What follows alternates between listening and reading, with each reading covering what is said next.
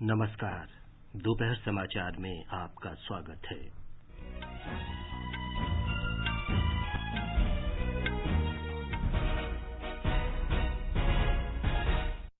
राष्ट्र आज बालिका दिवस मना रहा है। प्रधानमंत्री नरेंद्र मोदी ने कहा, सरकार ने बालिकाओं को सशक्त बनाने और भेदभाव समाप्त करने के लिए कई कदम उठाए हैं। भारत और चीन के बीच वास्तविक नियंत्रण रेखा के पास जारी गतिरोध समाप्त करने के लिए मोल्दो में 9वें दौर की वार्ता शुरू। देश में अब तक 15 लाख से अधिक लोगों को कोविड टीका लगाया गया। कोविड मरीजों की संख्या घटकर 1,84,000 हुए। गृह मंत्री अमित शाह असम के कोकराझार में आज पहले बोडोलैंड प्रादेशिक समझौता दिवस समारोह में भाग ले रहे हैं। गोवा के पणजी में भारतीय अंतर्राष्ट्रीय फिल्म महोत्सव का आज शाम समापन। समारोह में प्रतिष्ठित स्वर्ण मयूर पुरस्कार की घोषणा होगी। और संयुक्त राष्ट्र ने अपने कर्मचारियों को सुरक्षा की दृष्टि से पाकिस्तान की एयरलाइन से यात्रा न करने की सलाह दी।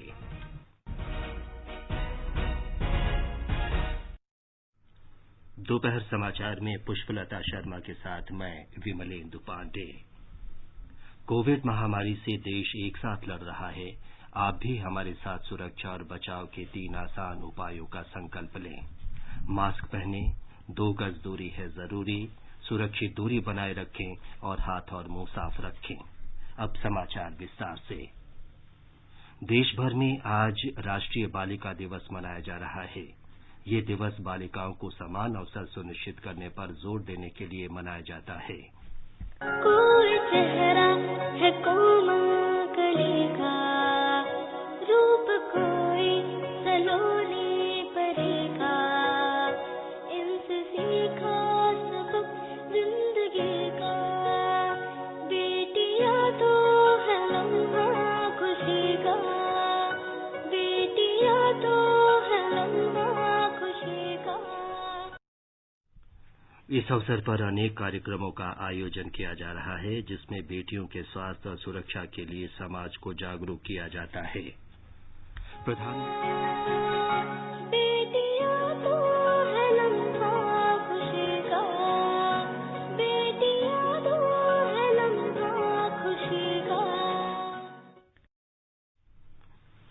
प्रधानमंत्री नरेंद्र मोदी ने राष्ट्रीय बालिका दिवस के अवसर पर विभिन्न क्षेत्रों में शानदार उपलब्धि हासिल करने के लिए देश की बेटियों की सराहना की है।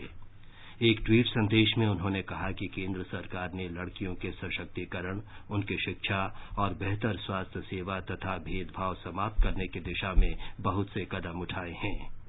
श्री मोदी ने कहा कि आज का दिन लड़कियों के सशक्तिकरण के लिए काम करने वालों तथा उन्हें सम्मान के साथ जीवन में समान अवसर दिलाने वालों की सराहना का भी दिवस है। आज भी हमारे देश में 1000 बालक पैदा हो तो उसके सामने 1000 बालिकाएं भी पैदा होनी चाहिए, वरना संसार चक्र नहीं चल सकता। आज पूरे देश में ये चिंता का विषय है। मैं जरा माताओं से पूछ रहा हूं, अगर बेटी पैदा नहीं होगी तो बहू कहां से लाओगे? और इसलिए जो हम चाहते हैं वो समाज भी तो चाहता है। हम ये तो चाहते हैं कि बहू तो हमें पढ़ी लिखी मिले, लेकिन बेटी को पढ़ाना है तो 50 बार सोचने के लिए मजबूर हो जाते हैं। इस अवसर पर उपराष्ट्रपति एम वेंकैया नायडू ने अभिभावकों से बालिकाओं को बढ़ावा देने और शैक्षिक रूप से सशक्त बनाने के लिए सभी अवसर उपलब्ध कराने को कहा है। उन्होंने बालक और बालिकाओं में भेद समाप्त करने की भी अपील की है। एक संदेश में श्री नायडू ने कहा कि लड़कों को बचपन से ही लड़कियों का सम्मान करना सिखाया जाना चाहिए। उन्होंने कहा कि समाज में महिलाओं पर अपराध नहीं होने चाहिए तथा अपराधियों के खिलाफ कड़ी कार्रवाई होनी चाहिए। रक्षा मंत्री राजनाथ सिंह ने इस अवसर पर देश की सभी बेटियों को शुभकामनाएं दी हैं। अपने ट्वीट संदेश में उन्होंने कहा कि बेटियां हमारे परिवार, समाज और देश का गौरव हैं। उन्होंने कहा कि आज लड़कियां देश की रक्षा सहित जीवन के हर मोर्चे पर सकारात्मक भूमिका निभा रही हैं। श्री सिंह ने कहा कि बेटी बचाओ बेटी पढ़ाओ अभियान से नए भारत की बुनियाद मजबूत हो रही है। उन्होंने कहा कि बेटियों का सशक्तिकरण देश के सशक्तिकरण का मार्ग प्रशस्त करेगा। एक संदेश में गृह मंत्री अमित शाह ने कहा कि बेटी बचाओ बेटी पढ़ाओ अभियान के कारण स्कूलों में लड़कियों के दाखिले बढ़े हैं तथा लड़के लड़कियों के अनुपात में आश्चर्यजनक सुधार हुआ है। उन्होंने इस बात को दोहराया कि सरकार लड़कियों को आत्मनिर्भर बनाने के लिए प्रतिबद्ध है। केंद्र सरकार अपने प्रमुख कार्यक्रम बेटी बचाओ बेटी पढ़ाओ अभियान के तहत बालिकाओं की शिक्षा और उनकी सक्रिय भागीदारी सुनिश्चित करने के लिए प्रतिबद्ध है। शिक्षा मंत्रालय ने स्कूली शिक्षा के लिए एकीकृत योजनाओं वाले समग्र शिक्षा कार्यक्रम की शुरुआत की है।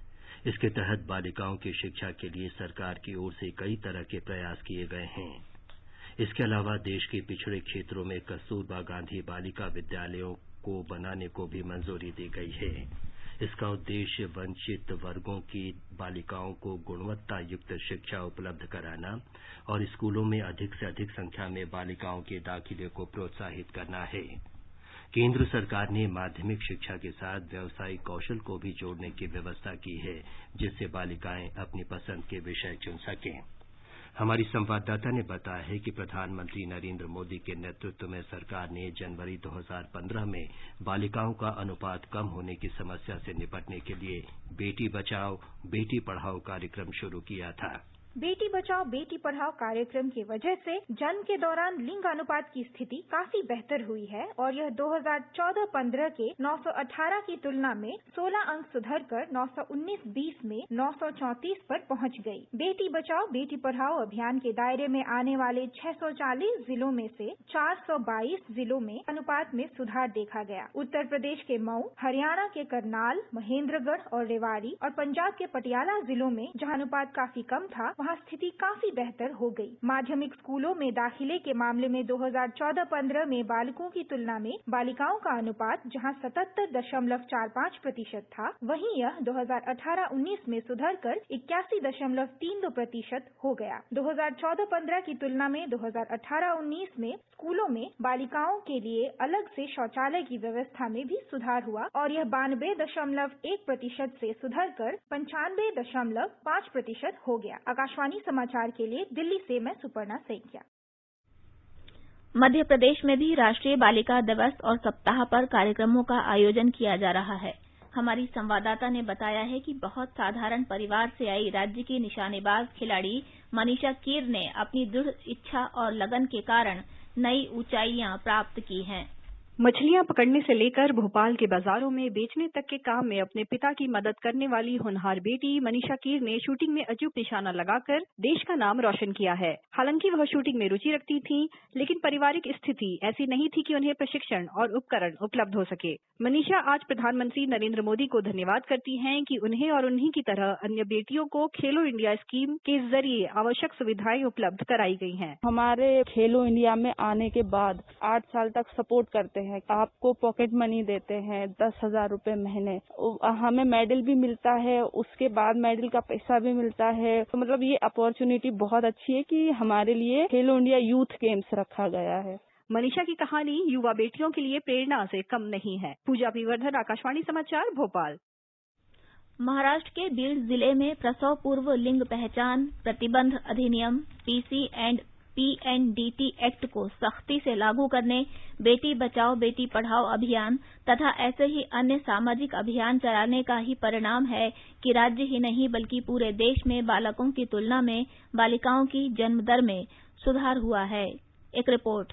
महाराष्ट्र के बीड जिले में एक सराहनीय बदलाव देखा जा रहा है, जहां माता पिता अब लड़की के जन्म पर गर्व करते हैं। इस परिवर्तन को लाने के लिए सरकार की विभिन्न मशीनरीज ने मिलकर काम किया है। एक समय था जब बीड जिले में बड़ी संख्या में कन्या भ्रूण हत्या की घटनाएं दर्ज की जाती थी, लेकिन अब जब एक बच्ची जन्म लेती है तो चारों तरफ खुशी का माहौल छा जाता है। सम्मान के रूप में जिले के विभिन्न गांवों में नवजात कन्याओं की मां का जुलूस भी निकाला जाता है। मिठाई बांटी जाती है क्योंकि बच्ची के जन्म को एक अच्छा शगुन माना जाता है। पहले 848 होने वाला लिंग अनुपात दर अब 967 पर जाके पहुंच गया है। यही नहीं, सरकार ने उन सभी सोनोग्राफी सेंटर्स का लाइसेंस हमेशा के लिए रद्द कर दिया जहां अवैध तरीके से लिंग निर्धारण परीक्षण किया जाता था। बीड से शशि केवड़कर के साथ कुणाल शिंदे, आकाशवाणी समाचार, मुंबई। तेलंगाना में करीमनगर जिले के छोटे से गांव कोंडापल्ली में बेटी बचाओ बेटी पढ़ाओ अभियान चलाए जाने के बाद से हालात काफी बेहतर हो गए हैं। ये अभियान बालिकाओं के जीवन में बड़ा बदलाव लेकर आया है। अभियान से प्रभावित होकर गांव वालों ने बालिकाओं को बचाने और उनकी शिक्षा सुनिश्चित करने के लिए मां उरी महालक्ष्मी फाउंडेशन की स्थापना की। बेटी बचाओ बेटी पढ़ाओ अभियान से देश में लड़कियों की स्थिति बेहतर हुई है और कन्या भ्रूण हत्या के मामले काफी कम हो गए हैं। कर्नाटका में बेटी बचाओ बेटी पढ़ाओ अभियान विजयपुर, गडक, हावेरी, दक्षिण कन्नड़ और बागलकोट जिलों में चलाया जा रहा है, जहां प्रति 1000 पुरुषों पर महिलाओं की संख्या 935 से भी कम है। कर्नाटका में 4,993 स्कैनिंग सेंटर्स हैं, जिनमें 4,715 निजी हैं और 278 सरकारी हैं। गर्भ के लिंग पता करके बताने वाले स्कैनिंग केंद्र पर नजर रखने के लिए स्टिंग ऑपरेशन चलाया जाता है और अगर भ्रूण लिंग पता लगाने की घटना साबित हुई तो स्टिंग ऑपरेशन करने वालों को 50,000 रुपये का पुरस्कार दिया जाता है। अभी तक 84 केसेस दाखिल हुए हैं, जिनमें से 43 प्रकरण में शिक्षा हुई है और 41 प्रकरण में न्यायालय द्वारा दंड विधिवत करना बाकी है। अपराधियों की जानकारी देने के लिए बालिका सॉफ्टवेयर भी जारी किया गया है। डॉक्टर्स को ट्रेनिंग दिया जा रहा है और पीसी-पीएनडीटी कानून के बारे में लोगों में जानकारी बढ़ाने के लिए प्रचार कार्य भी किया जा रहा है। सुधींद्र, आकाशवाणी समाचार, बेंगलुरु। विश्व के बहुत से स्थानों की तुलना में लद्दाख में स्त्री पुरुष भेदभाव बहुत कम है। यहाँ की विभिन्न परंपराओं और प्रथाओं में इस बात का प्रमाण मिलता है। एक रिपोर्ट। लद्दाख के पुरुषों और महिलाओं ने चिकित्सा, इंजीनियरिंग, विमानन, सुरक्षा बलों, पर्वतारोहण, लंबी दूरी की दौड़ और ताइक्वांडो आदि जैसे क्षेत्रों में नाम कमाया है। हालांकि अब भी ऐसे कई परंपरागत क्षेत्र और खेल हैं जिनसे महिलाओं को अब तक दूर रखा गया है। ऐसा ही एक परंपरागत खेल है तीरंदाजी। अब तक केवल पुरुष ही तीरंदाजी में हिस्सा लेते आए हैं, लेकिन स्थिति अब बदल रही है। महिलाएं भी अब इस खेल का हिस्सा बनने लगी हैं। करगिल के चांचिक की यास्मीन बतूल असम के गुवाहाटी में पिछले वर्ष हुए खेलो इंडिया गेम्स में केंद्र शासित प्रदेश लद्दाख का प्रतिनिधित्व करने वाली पहली महिला बनी। यास्मीन बतूल ने कहा कि राष्ट्रीय स्पर्धा में लद्दाख का प्रतिनिधित्व करना उनके लिए गौरव की बात है। करगिल से अनायत अली की रिपोर्ट के साथ समाचार कक्ष से मुकेश कुमार। ये समाचार हमारी वेबसाइट newsonair.com/hindi और हमारे mobile app news on AIR पर भी उपलब्ध हैं। चलो मिलकर एक शुरुआत करें, चलो एक फैसला आज करें, मास्क नहीं तो टोकेंगे, कोरोना को रोकेंगे, चलो एक इरादा करते हैं, चलो कुछ वादा करते हैं, मास्क नहीं तो टोकेंगे, कोरोना को रोकेंगे। दोपहर समाचार में आपका फिर स्वागत है। पूर्वी लद्दाख के टकराव वाले क्षेत्र से सैनिकों को पीछे हटाने के तौर तरीके तय करने के लिए भारत और चीन के बीच आज 9वीं बार वार्ता हो रही है। चीन की सीमा में मोल्दो में दोनों देशों के सैन्य कमांडरों के बीच बातचीत आज सुबह शुरू हुई। सूत्रों ने बताया कि भारत इस बात पर बल देगा कि चीन पिछले वर्ष सितंबर में शंघाई सहयोग संगठन सम्मेलन के अवसर पर मॉस्को में विदेश मंत्री डॉक्टर सुब्रह्मण्यम जयशंकर और चीन के विदेश मंत्री वांग यी के बीच तय हुए 5 सूत्री समझौते को लागू करे। दूसरी ओर भारतीय सेना पूर्वी लद्दाख क्षेत्र में वास्तविक नियंत्रण रेखा पर जमा देने वाले तापमान में भी पूरी तरह तैयार है।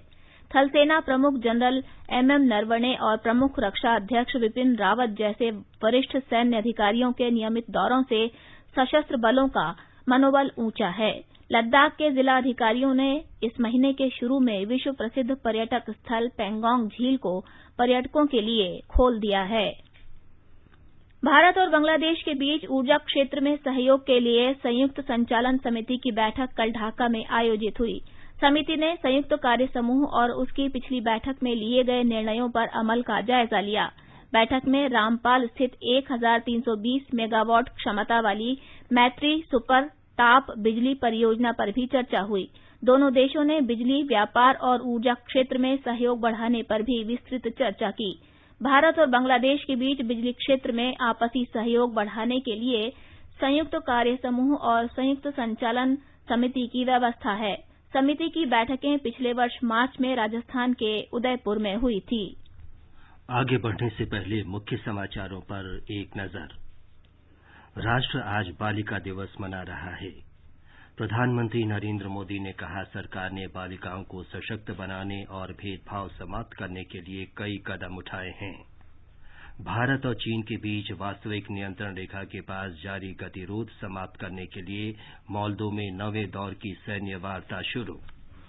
देश में अब तक 15 लाख से अधिक लोगों को कोविड टीका लगाया गया। कोविड मरीजों की संख्या घटकर 1,84,000 हुई। गृह मंत्री अमित शाह असम के कोकराझार में आज पहले बोडोलैंड प्रादेशिक समझौता दिवस समारोह में भाग ले रहे हैं। गोवा के पणजी में भारतीय अंतर्राष्ट्रीय फिल्म महोत्सव का आज शाम समापन। समारोह में प्रतिष्ठित स्वर्ण मयूर पुरस्कार की घोषणा होगी। और संयुक्त राष्ट्र ने अपने कर्मचारियों को सुरक्षा की दृष्टि से पाकिस्तान की एयरलाइन से यात्रा न करने की सलाह दी।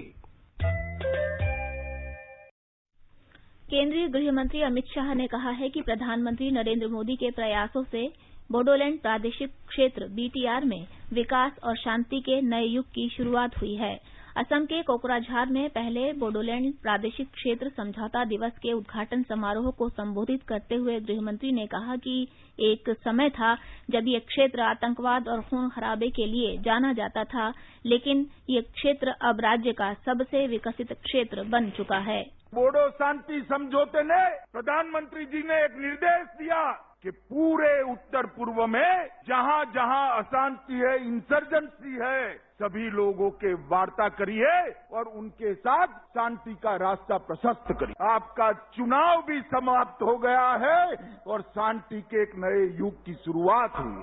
सालों से चली आई समस्या जिसने 5,000 से ज्यादा लोगों की जान ली, मोदी जी के इनिशिएटिव के कारण आज ये समस्या शांत हो गई है और आने वाले अनेक सालों तक ये हमारा बोडो क्षेत्र विकास के रास्ते पर आगे चल पड़ेगा। श्री शाह ने कहा कि विकास का लक्ष्य हासिल करने के लिए शांतिपूर्ण माहौल की आवश्यकता होती है। गृह मंत्री ने कहा कि श्री मोदी ने जम्मू और कश्मीर में आतंकवाद को समाप्त करने के लिए कदम उठाया। उन्होंने कहा कि जम्मू कश्मीर में हाल ही में हिंसा मुक्त पंचायत चुनाव संपन्न हुए हैं। श्री शाह ने कहा कि वायदे के अनुसार बीटीआर के विकास के लिए कई उपाय किए गए हैं। उन्होंने बताया कि बीटीआर में सड़क विकास के लिए 500 करोड़ रुपए की मंजूरी दी गई है। श्री शाह ने विश्वास दिलाया कि बोडो भाषा और संस्कृति तथा बोडो लोगों के राजनीतिक अधिकारों की रक्षा की जाएगी। मुख्यमंत्री सर्बानंद सोनोवाल ने कहा कि सरकार बीटीआर समझौते के सभी प्रावधान का पालन करेगी। सरकार ने आयुष्मान भारत स्वास्थ्य योजना में केंद्रीय सशस्त्र पुलिस बलों को शामिल किया है। केंद्रीय गृह मंत्री अमित शाह ने कल गुवाहाटी में केंद्रीय सशस्त्र बलों के करीब 28 लाख जवानों और उनके परिवारों के लिए आयुष्मान CAPF योजना का शुभारंभ किया। ये योजना उन सभी राज्यों में शुरू की गई है जहां आयुष्मान भारत प्रधानमंत्री जन आरोग्य योजना लागू है। इसके तहत लगभग 10 लाख CAPF के जवान और अधिकारी और 50 लाख के आसपास कुल मिलाकर उनके परिवार और परिजन, ये 50 लाख लोगों को कहीं पर भी देश के अंदर 24,000 अस्पताल के अंदर आप सिर्फ कार्ड लेकर उसको स्वैप कर आप आपके परिजनों का इलाज करा सकते हो। गृह मंत्री ने कहा कि केंद्र सरकार सुरक्षा बलों और उनके परिवार के कल्याण के लिए प्रतिबद्ध है, इसलिए सरकार ने उनके लिए आयुष्मान भारत योजना की शुरुआत की है। उन्होंने कहा कि कैशलेस आयुष्मान भारत योजना से लोगों की जिंदगी में बदलाव आया है। सभी CAPF के कर्मचारियों को और उनके परिवारजनों को एक हेल्थ कार्ड भी दिया जाएगा और हर साल CAPF के कर्मचारियों का स्वास्थ्य परीक्षण होगा और हर तीसरे साल इनके सभी परिजनों के स्वास्थ्य की भी चिंता हम करने वाले हैं। और आपका हेल्थ कार्ड कहीं पर भी लेकर जाओगे तो आपके हेल्थ के बारे में जितनी भी जानकारियां हैं वो सीधी अस्पताल के कंप्यूटर पर डाउनलोड हो जाएगी। जम्मू कश्मीर के कठुआ जिले में सीमा सुरक्षा बल को 150 मीटर लंबी सुरंग का पता चला है। हमारे संवाददाता ने बताया है कि सुरंग से पाकिस्तानी खुफिया एजेंसी ने भारत में आतंकवादियों की घुसपैठ कराई। पिछले 10 दिनों में इस प्रकार की यह दूसरी सुरंग सामने आई है। पिछले वर्ष सीमा सुरक्षा बल ने पाकिस्तान द्वारा बनाई गई इस प्रकार की सुरंगों को खोजकर नष्ट करने का अभियान चलाया था। सीमा के उस पार पाकिस्तान में शकरगढ़ जिले में अभियाल डोगरा और किंगरे दे कोठे की सीमा चौकियां जैश ए मोहम्मद के आतंकवादियों को तैयार करने का गढ़ है। सीमा सुरक्षा बल के एक वरिष्ठ अधिकारी ने बताया कि यह 6 से 8 साल पुरानी सुरंग काफी बड़ी है, जिसे काफी समय से आतंकवादियों की घुसपैठ के लिए इस्तेमाल किया जाता रहा होगा। जम्मू से गुलशन नैना की रिपोर्ट के साथ समाचार कक्ष से सौरभ अग्रवाल। देश में अब तक 15,82,201 लोगों को कोविड का टीका लगाया जा चुका है। स्वास्थ्य और परिवार कल्याण मंत्रालय ने बताया कि पिछले 24 घंटों में 1,91,000 से अधिक लोगों का टीकाकरण किया गया। इस बीच कोविड से स्वस्थ होने की दर सुधरकर 96.83% हो गई है। पिछले एक दिन में कोविड के संक्रमण से 15,000 से अधिक लोग स्वस्थ हुए हैं। अब तक कुल 1,03,00,000 से अधिक लोग कोविड के संक्रमण से ठीक हो चुके हैं। देश में कोविड के मरीज भी लगातार घट रहे हैं। इस समय कुल रोगियों की संख्या 1,84,408 है, जो कि संक्रमण की चपेट में आए लोगों का केवल 1.73% है। मंत्रालय ने बताया कि पिछले 24 घंटों में देश में कोविड के 14,849 नए रोगी सामने आए हैं। इसके साथ ही अब तक संक्रमण के शिकार लोगों की संख्या 1,06,00,000 से अधिक हो चुकी है। स्वास्थ्य मंत्रालय के अनुसार पिछले एक दिन में कोविड से 155 लोगों की मौत हुई है। इसके साथ ही देश में अब तक 1,53,339 लोग कोविड से जान गंवा चुके हैं। महाराष्ट्र में अब तक लगभग 1 लाख स्वास्थ्य कर्मियों को कोविड टीके की पहली खुराक दी जा चुकी है। हमारे मुंबई संवाददाता ने बताया है कि लगभग 3 लाख स्वास्थ्य कर्मियों को पहले चरण में टीका लगाया जाएगा और 4 सप्ताह बाद इन्हें टीके की दूसरी खुराक दी जाएगी। इस बीच राज्य में कक्षा 5 से 8 तक के सभी स्कूल 27 जनवरी से खोल दिए जाएंगे। पुणे में 1 फरवरी से नगर निगम स्कूलों और सभी निजी स्कूलों में 5वीं से 7वीं तक की कक्षाएं शुरू होंगी।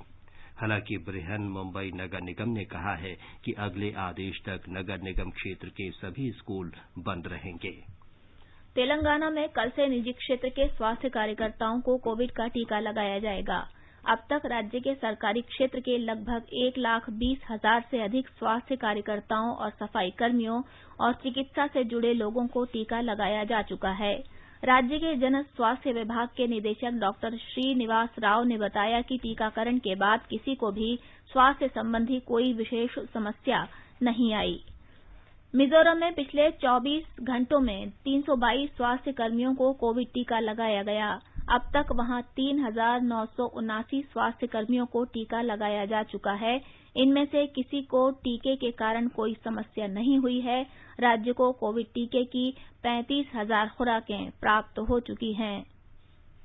विश्व स्वास्थ्य संगठन ने कोविड महामारी के खिलाफ संघर्ष में भारत से मिल रही निरंतर सहायता के लिए भारत और प्रधानमंत्री नरेंद्र मोदी को धन्यवाद दिया है। एक ट्वीट संदेश में विश्व स्वास्थ्य संगठन के महानिदेशक टेड्रोस एधनोम गैब्रियसिस ने कहा है कि हम एक साथ मिलकर और एक दूसरे से सूचनाएं साझा करके इस वायरस को रोक सकते हैं और लोगों के जीवन तथा आजीविका को बचा सकते हैं। भारत दक्षिण एशियाई क्षेत्र तथा ब्राजील और मोरक्को जैसे अन्य देशों में वैक्सीन भेज रहा है। दक्षिण अफ्रीका को भी जल्द ही वैक्सीन भेजी जाएगी। ब्रिटेन के प्रधानमंत्री बोरिस जॉनसन ने कहा है कि शुरुआती साक्ष्यों से पता चलता है कि ब्रिटेन में सामने आई कोरोना वायरस की नई किस्म अधिक घातक हो सकती है। विशेषज्ञ नए और पुराने वायरस से संक्रमित लोगों की मृत्युदर की तुलना कर आंकड़े तैयार कर रहे हैं। अधिक संक्रामक नया वायरस पूरे ब्रिटेन में तेजी से फैल रहा है। सरकारी आंकड़ों के अनुसार शुक्रवार तक कुल 4,076 कोविड रोगी अस्पतालों में वेंटिलेटर पर थे। संयुक्त राष्ट्र ने अपने कर्मचारियों को पाकिस्तानी एयरलाइन से यात्रा न करने की सलाह दी है। पाकिस्तान में संदिग्ध लाइसेंस के आधार पर विमान उड़ाने वाले पायलटों की खबर सामने आने के महीनों बाद संयुक्त राष्ट्र ने यह फैसला किया है। संयुक्त राष्ट्र सुरक्षा प्रबंधन प्रणाली से जारी सलाह में कहा गया है कि पाकिस्तान में संदिग्ध लाइसेंसों की चल रही जांच को देखते हुए पाकिस्तान में पंजीकृत विमान ऑपरेटरों की सेवा लेने के प्रति सतर्क रहने की आवश्यकता है। संयुक्त राष्ट्र ने विश्व स्वास्थ्य संगठन, संयुक्त राष्ट्र शरणार्थी उच्चायोग, संयुक्त राष्ट्र विकास कार्यक्रम, खाद्य और कृषि संगठन सहित कई अन्य एजेंसियों को सलाह जारी की। उत्तर प्रदेश आज अपना स्थापना दिवस मना रहा है। उत्तर प्रदेश दिवस का ये चौथा संस्करण है। मुख्यमंत्री योगी आदित्यनाथ के नेतृत्व में राज्य में सरकार बनने के बाद से ही ये कार्यक्रम शुरू हुआ था। हमारे संवाददाता ने बताया है कि ये कार्यक्रम 26 जनवरी तक चलेगा।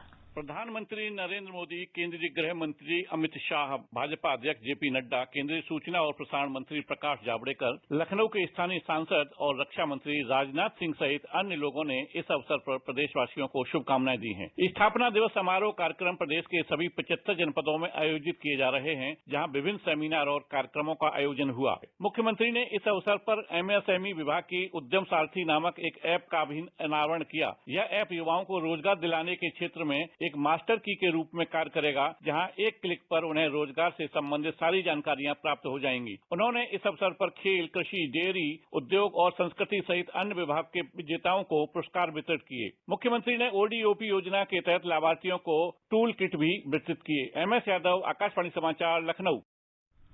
देश भर में कल राष्ट्रीय मतदाता दिवस मनाया जाएगा। इसका उद्देश्य मतदाताओं, विशेषकर नए मतदाताओं को प्रोत्साहन और सुविधा देने के साथ साथ अधिक से अधिक संख्या में उन्हें मतदाता सूची में शामिल करना है। निर्वाचन आयोग की स्थापना के उपलक्ष्य में हर साल 25 जनवरी को देश भर में राष्ट्रीय मतदाता दिवस मनाया जाता है। राष्ट्रपति रामनाथ कोविंद इस अवसर पर नई दिल्ली में आयोजित होने वाले राष्ट्रीय समारोह में मुख्य अतिथि होंगे। इस बार के राष्ट्रीय मतदाता दिवस का मुख्य विषय देश के मतदाताओं को सशक्त, सतर्क, सुरक्षित और जागरूक बनाना है। इसमें कोविड महामारी के दौरान चुनावों को सुचारू रूप से आयोजित करने की चुनाव आयोग की प्रतिबद्धता पर भी प्रकाश डाला जाएगा। राष्ट्रीय मतदाता दिवस के अवसर पर राष्ट्रपति 2020-21 के लिए राष्ट्रीय पुरस्कार प्रदान करेंगे और निर्वाचन आयोग के वेब रेडियो हेलो वोटर्स का शुभारंभ भी करेंगे। राष्ट्रीय मतदाता दिवस देश भर के मतदाताओं को जागरूक बनाने और चुनाव प्रक्रिया में भाग लेने के लिए उन्हें प्रोत्साहित करने के लिए आयोजित किया जाता है। दीपेंद्र की रिपोर्ट के साथ समाचार कक्ष से आरती राणा। 51वां भारतीय अंतर्राष्ट्रीय फिल्म महोत्सव आज गोवा के पणजी में संपन्न हो रहा है। समापन समारोह के अवसर पर प्रतिष्ठित स्वर्ण मयूर पुरस्कार की घोषणा की जाएगी। हमारे संवाददाता ने बताया कि स्वर्ण मयूर पुरस्कार के लिए 3 भारतीय फिल्मों सहित 15 फिल्मों के बीच कड़ी प्रतिस्पर्धा है। समापन समारोह पणजी के पास श्यामा प्रसाद मुखर्जी स्टेडियम में आयोजित किया जाएगा। हिंदी फिल्मों की अपने जमाने की जानी मानी अभिनेत्री जीनत अमान समारोह की मुख्य अतिथि होंगी। इस अवसर पर पर्यावरण, वन और जलवायु परिवर्तन राज्य मंत्री बाबुल सुप्रियो भी मौजूद रहेंगे। कोरोना से जुड़े प्रतिबंधों के बावजूद 16 जनवरी से शुरू हुआ ये महोत्सव काफी सफल रहा। इस दौरान भारतीय पैनोरमा, कैलाइडोस्कोप, विश्व पैनोरमा और अन्य वर्गों में कई फिल्में दिखाई गईं। प्रेस कॉन्फ्रेंस और संवाद सत्रों से छात्रों और उभरते हुए फिल्म निर्माताओं को काफी कुछ सीखने का मौका मिला। साथ ही उनको फिल्म निर्माण प्रक्रिया की अत्याधुनिक तकनीकों की भी जानकारी मिली। पणजी, गोवा से तुषार जाधव की रिपोर्ट के साथ समाचार कक्ष से अंजुम आलम। गणतंत्र दिवस परेड में राजपथ पर पहली बार लद्दाख की झांकी भी देखने मिलेगी। इसमें ऐतिहासिक थिकसे बौद्ध मठ को भी दर्शाया गया है। गणतंत्र दिवस की झांकी में लेह के पास हानले में स्थित भारतीय वेधशाला को भी प्रदर्शित किया जाएगा। इस वर्ष राजपथ पर गणतंत्र दिवस की परेड में 17 राज्य और केंद्र शासित प्रदेशों को प्रतिनिधित्व का अवसर मिलेगा। गोवा के वास्को में इंडियन सुपर लीग फुटबॉल प्रतियोगिता में आज जमशेदपुर फुटबॉल क्लब का मुकाबला हैदराबाद फुटबॉल क्लब से होगा। दूसरे मैच में मडगांव में बेंगलुरु फुटबॉल क्लब का सामना ओडिशा फुटबॉल क्लब से होगा। अंत में मुख्य समाचार एक बार फिर। राष्ट्र आज बालिका दिवस मना रहा है। प्रधानमंत्री नरेंद्र मोदी ने कहा, सरकार ने बालिकाओं को सशक्त बनाने और भेदभाव समाप्त करने के लिए कई कदम उठाए हैं। भारत और चीन के बीच वास्तविक नियंत्रण रेखा के पास जारी गतिरोध समाप्त करने के लिए मोल्दो में नवे दौर की सैन्य वार्ता शुरू। देश में अब तक 15 लाख से अधिक लोगों को कोविड टीका लगाया गया। कोविड मरीजों की संख्या घटकर 1,84,000 हुई। गृह मंत्री अमित शाह असम की कोकराझार में आज पहले बोडोलैंड प्रादेशिक समझौता दिवस समारोह में भाग ले रहे हैं और गोवा के पणजी में भारतीय अंतर्राष्ट्रीय फिल्म महोत्सव का आज शाम समापन समारोह में प्रतिष्ठित स्वर्ण मयूर पुरस्कार की घोषणा होगी। इसके साथ ही दोपहर समाचार का ये अंक समाप्त हुआ। नमस्कार।